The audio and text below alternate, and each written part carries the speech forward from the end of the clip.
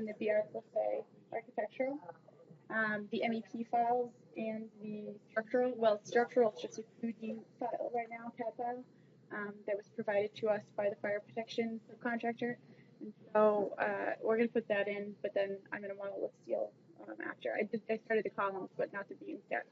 So this is just, I just opened Navisworks 2014 with nothing else. And I'm going to go ahead and append in. So BR plus a 10 gas. So that's in OneDrive, but for this, it's going to be in ShareFile. And you have ShareFile synced, right? Mm-hmm. Okay.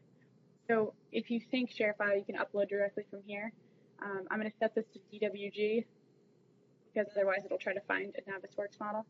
Well, I don't know if it's actually. I'll check that. Okay. I just remember I tried to sync everything that wasn't working. That would SharePoint. That was SharePoint. Yep. Okay, So I'll try and sync SharePoint because I don't know if I did that yet. That should work. And then it'll ask you which folder, and then you'll just have to choose BR plus say 10 Guest Street. Okay. So I'm just going to start by first grabbing the 4th floor construction plan, which I believe I modified. Actually, I'm going to grab the other one, the one that I added the crosshair to, which is in here. I believe. That's just a 2D plan. And then, yeah, see, I added P15, the circle, in CAD, which is just adding a circle. And I'm going to go to 3D, see what's in here. I usually like to change the background by right-clicking in this blank space here. Going to horizons, usually a good one. Looks pretty. So I'm also going to append in the architecture. So you're going to go to Share File in here. Folders, BR plus A, coordination, level 4. And for this one, I'm trying to find that NWC because architecture is exported in NWC. These are all in here by default. So when I bring a DWG CAD file into Navisworks, it automatically creates an NWC, which is a Navisworks cache file. So it's caching what that file is and optimizing it for Navisworks.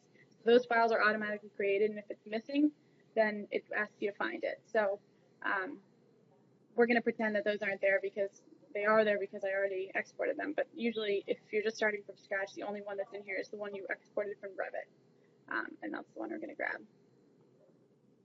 So this happens every time usually you export or import into here where it comes into the wrong location. So now we're going to start to move this file over to the CAD file. So I'm going to make sure I have measure tools pinned. And in measure tools, I'm only going to use this point-to-point function and then this transform objects function. And that'll highlight when I start point-to-point. The first thing I want to do is I want to actually highlight this entire file by clicking on it. Then when I go to point-to-point, I created a circle because it'll grab the center of that circle. Hopefully. I'm just a little temperamental. I'm just going to zoom in a little. There it was. Come on.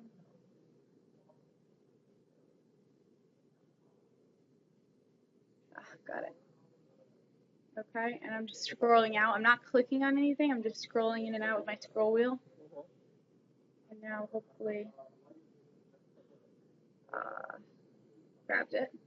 And now that I did my first, so I'm moving this to this, that to that. And now that I've done that, I'm not going to click anywhere. I'm going to click now this transform objects button that has become highlighted, and it automatically moves it. Escape. And you'll notice that it's hard to read because of the shadows. So I'm going to change the floor color to make it easier to read. So I'm just going to click on the floor, right click, override item, override color, and I'm going to make it a light gray.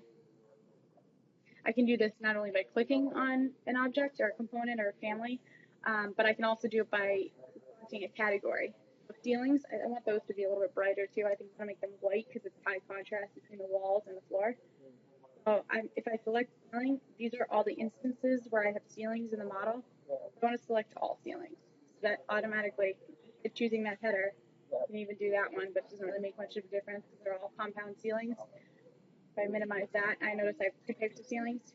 If I do ACT and HIP, so this is a hard ceiling. I created these in Revit. But it's based on the RCP, based on the contract document set, is how that was created. And I'll show you that after as well by going through that session. But these are all just ceilings that have been created by the floor plan or by the RCP. I've selected them all, and I'm going to change their color. Right click, override item, override color, and make those white. When I hit escape, I now have a high contrast between the walls, the floors, and these ceilings because all the MEPs are going to be in color. So I want to make sure that I can see everything. The steel, I really want that to stand out too. I didn't have this maximized. I can just go in level 1, structural columns, right click, and this is a good color because it's like the rusty steel color. That's what a lot of people use for steel. So, kind of an industry standard. I'm going to make that color.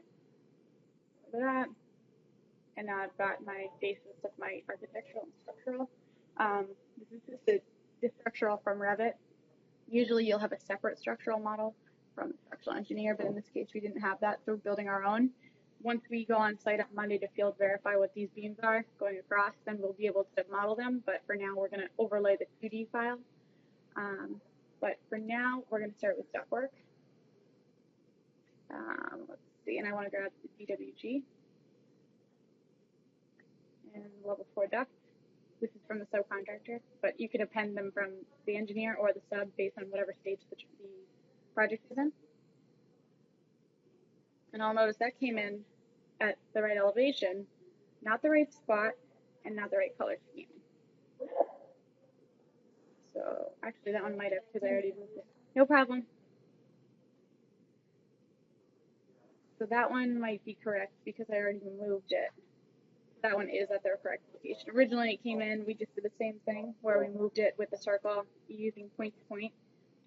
But I don't like that it's, all in this color scheme. So industry standard is the green, what we use here at least.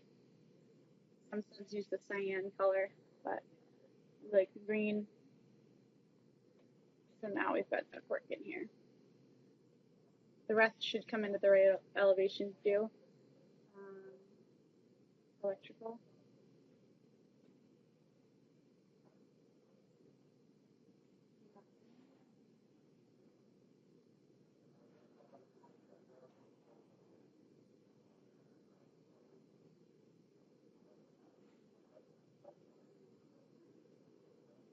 There it is. That's just extra ductwork that was modeled. But here is my electrical file. So if it's really far away like this, you can start by just moving it closer. So I'll just click on anything and click here. Just move it closer so that I can see it. Because if you zoom too far away, and then while you're using the measure tools and zoom back, it might lose what you're trying to do. Kind of a finicky aspect of the software.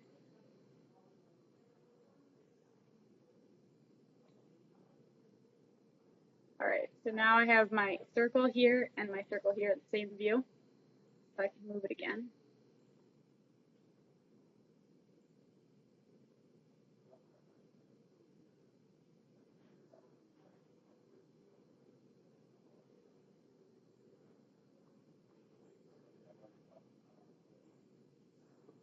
Sometimes it's finicky because I zoomed a little bit more than I should have. I'm going to hide ductwork. That way.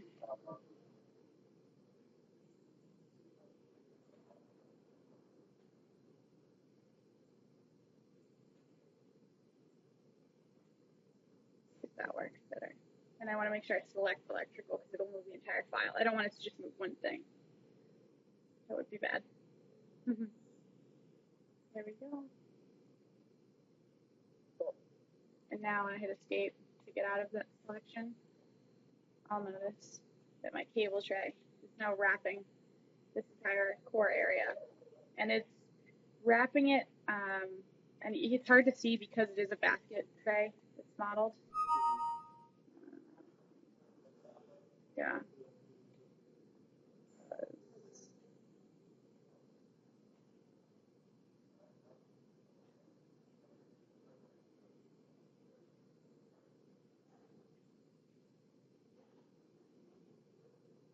Could be just the way that they modeled it, and it's gonna have to jump over and come back, or it's gonna have to center in the hallway. Probably the issue. This is not coordinated yet, so that'll be something we bring up during coordination. Because here they figured they'd run in that location, and they won't be able to because of during ductwork. That's the other thing too. These volumes on the floor here are access zones, so that a person can get up with a ladder and access this box. So I want to make that lesser transparency because it's not actually a thing. It's to access. I find it in the layers, and I'm going to override transparency, not color. I usually like to pick like somewhere in the middle. And then you'll notice now they're halfway transparent. All right, next one is going to be fire protection.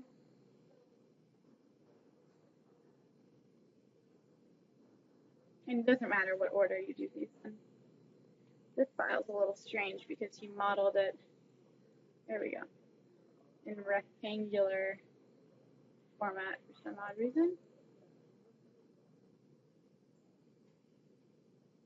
What's going on with his insertion point?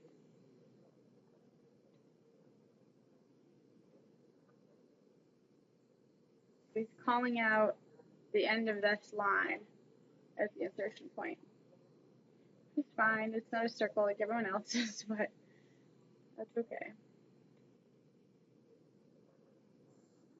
Like the little thing.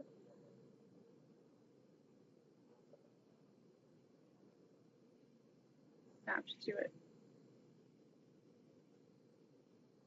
Zoom in.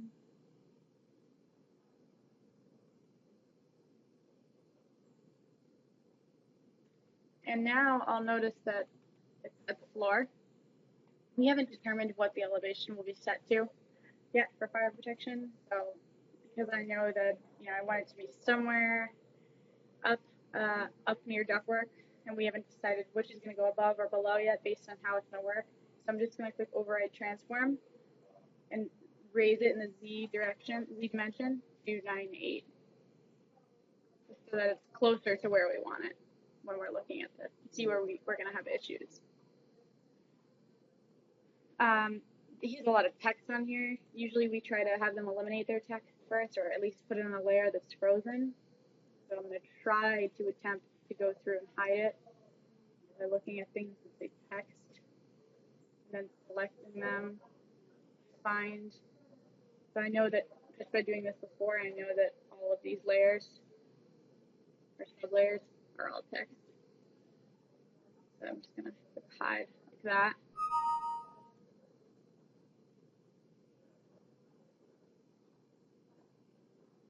These are too. Not hydropipe. Hydropipes are actual pipes.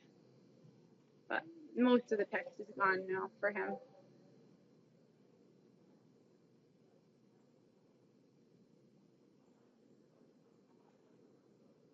It's starting to look like a real coordination model at this point. Plumbing. I already moved that one, so it came in at the right location. Steel, but it would be the same process going through. Steel came in a different location, but it does have an insertion point. I'm going to try to do it from this angle.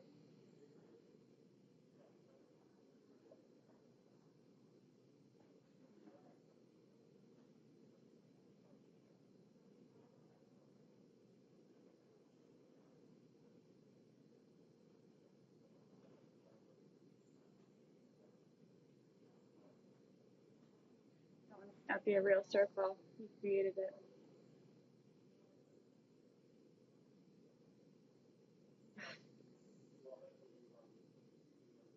Now I'm going to zoom in.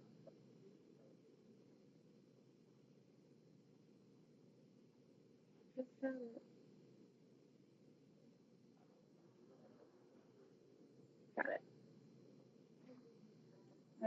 It lost it. So these are some fun things that you might have to deal with. Yeah, might have to move it closer.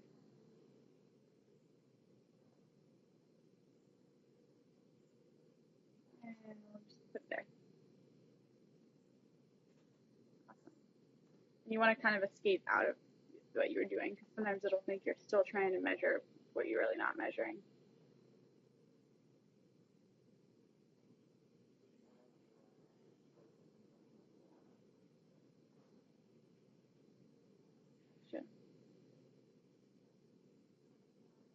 Now it's lit up. It should work. It might take a few times.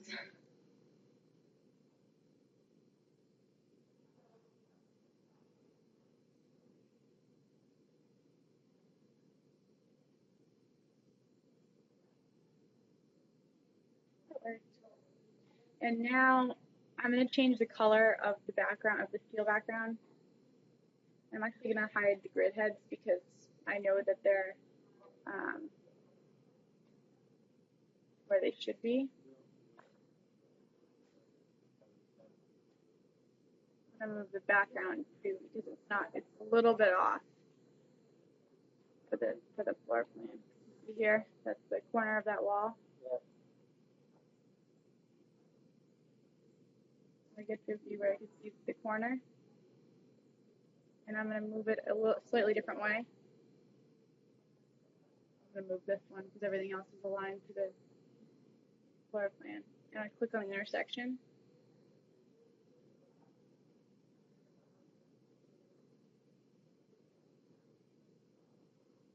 I want to snap to that one.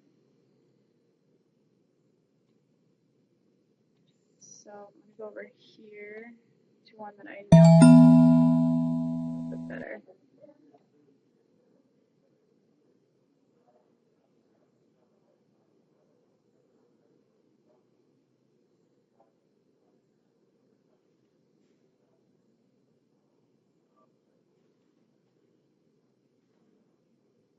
The model we're working off of is exact.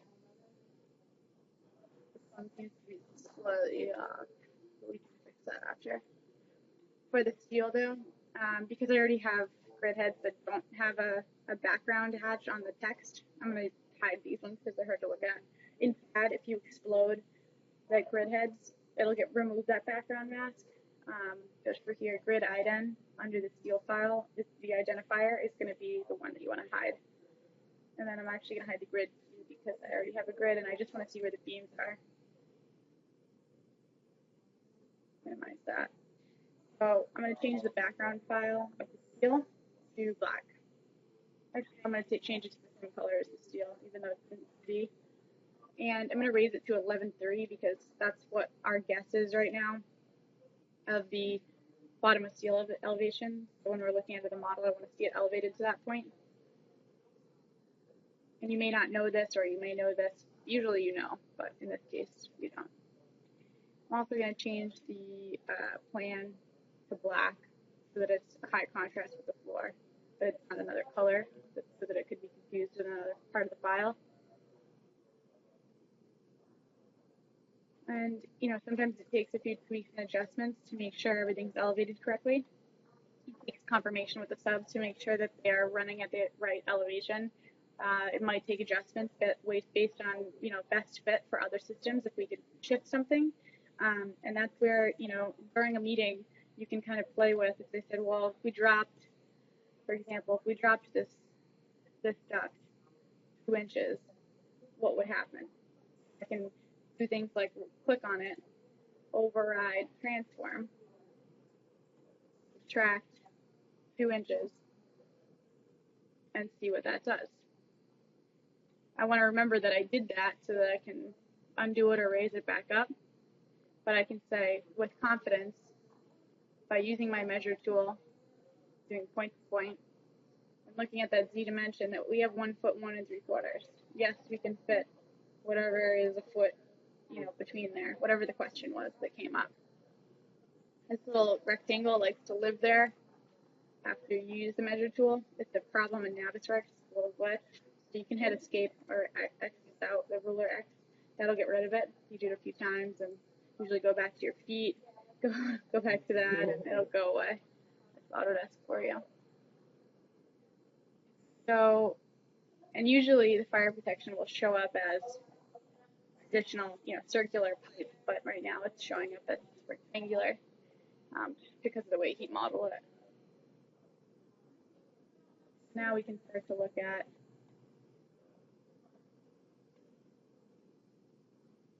different aspects of the model. That's okay. Pretty cool.